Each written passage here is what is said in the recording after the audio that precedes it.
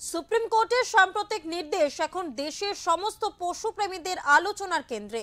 কুকুর ও মানুষের সম্পর্ক নিয়ে আদালতের পর্যবেক্ষণ এবং গুরুত্বপূর্ণ এলাকাগুলি থেকে পথ কুকুরদের সরানোর নির্দেশ পশুপ্রেমীদের মনে গভীর আঘাত করেছে।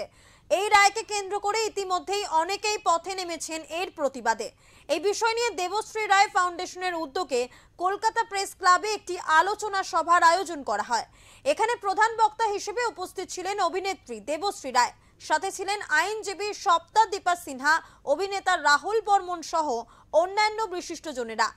সকলেই সুপ্রিম কোর্টের আদেশের বিরুদ্ধে দৃঢ় প্রতিবাদ জানান।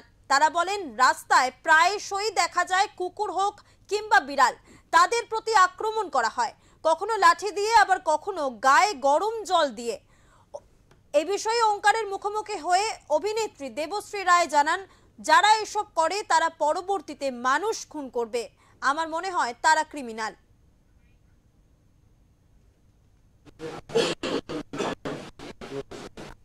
আমরা দেখি যে রাস্তায় বেরোলে প্রায়শই আমরা দেখি যে অনেকে থাকে যারা পোষ্য মানে কুকুর বলি কি বিড়াল বলি, তারা কি করে গায়ে জল ঢেলে দেয়, কেউ মারে, আক্রমণ করে। তো এই মানুষদের ক্ষেত্রে আপনি কি বার্তা দিতে চাইছেন?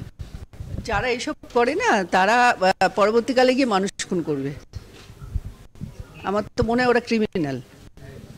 কারণ হচ্ছে ওরা একবারও ভাবছে না যে যে পাপটা করছে তারা যে অভিশাপটা দেয় না ওটা খণ্ডাতে পারবে না। কারণ ওরা কিন্তু কথা বলতে পারে না, সাংঘাতিক অভিশাপ দেয়।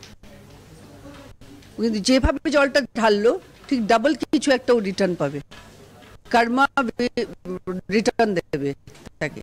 আমার তো এটাই মনে হয়। আর তারা কি মানুষের পর্যায়ে পড়ে? আমার তো মনে হয় না।